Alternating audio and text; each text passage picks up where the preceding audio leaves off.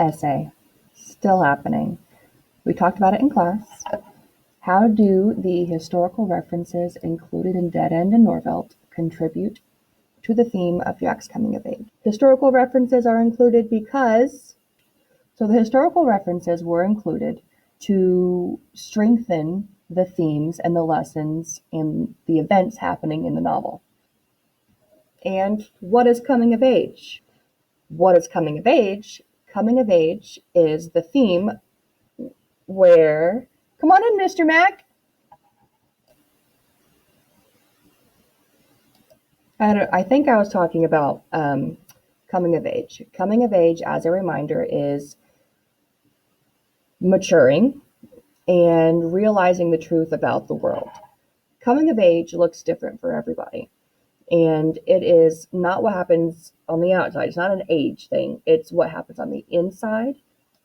So what does coming of age look like in Dead End and Norvelt? The entire book is a coming of age story. It is one summer of this character Jack's life, and he is grounded, so he is forced to spend time with this crazy old lady writing obituaries for dead people and dead things. During this time span, he comes of age.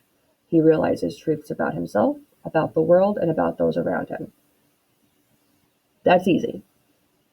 The part about the essay is, how do the historical references contribute or add to that theme of Jack maturing? Note sheet, and looks like this. You have it online now through Google Classroom. You are going to be adding your notes online. To find that, you go to classwork for Google Classroom, and if you go down to Dead End Books and Notes, it is Dead End Essay Notes, ongoing, because it is ongoing throughout the book. So in class, we discussed in depth the first significant historical reference, and that was Pizarro. We wrote down on our notes in class that it was mentioned on page 15, 51, 89, and 150. And so the historical reference is Pizarro,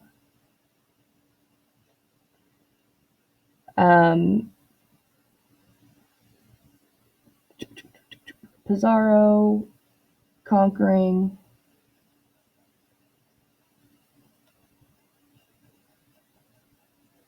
the Incas for all of their gold.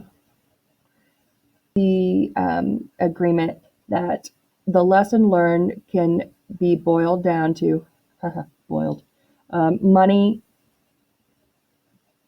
should not be your main motivation in life, which is another way of saying greed bad, but I don't want to be that simplistic. So money should not be your main motivation in life. Boom, done. So then the next piece is author's purpose. So why did the author choose to include this historical reference? In other words, how or why does it relate to Jack's life and what's happening in Norvelt? So the big piece here, of course, is the idea of capitalism versus the barter system or socialism, the ideals of Norvelt and its founding godmother, Eleanor Roosevelt. But on a smaller scale, for what's happening in Jack's life, it kind of boils down to his parents. His parents have very, very different ideas about just basically everything. They're polar opposites on what they believe. But for one, his mother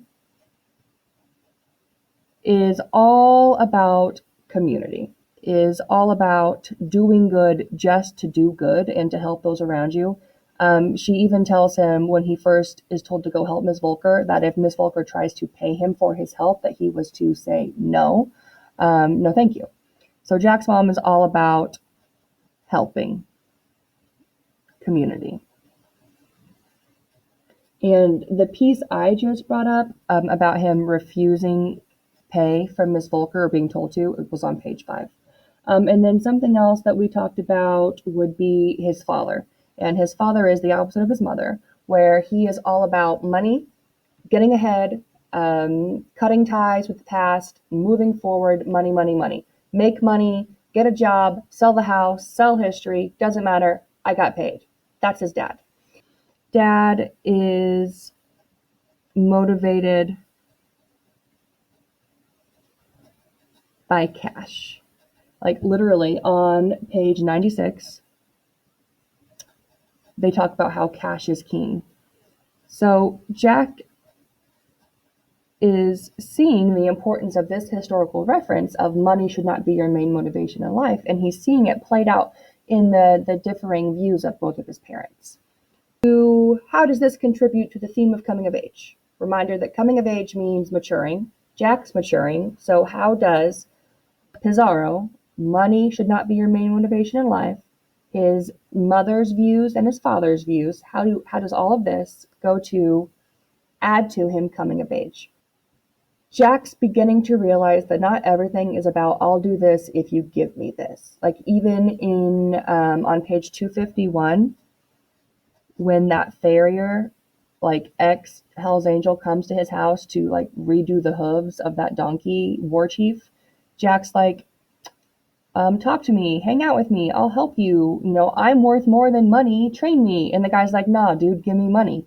I don't know if Jack realizes it, but he's beginning to sound more like his mother. He's realizing the worth of knowledge and community and discussion and passing down history and skills. I'm more valuable than money.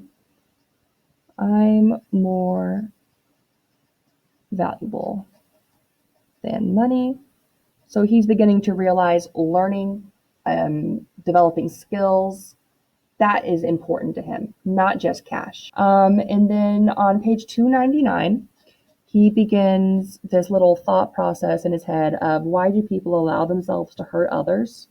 And he even mentions the Inca gold again. So page 299, he is questioning the world's motivation, because all throughout history and currently in Jack's life, everybody is just motivated by money, and people get hurt in that process.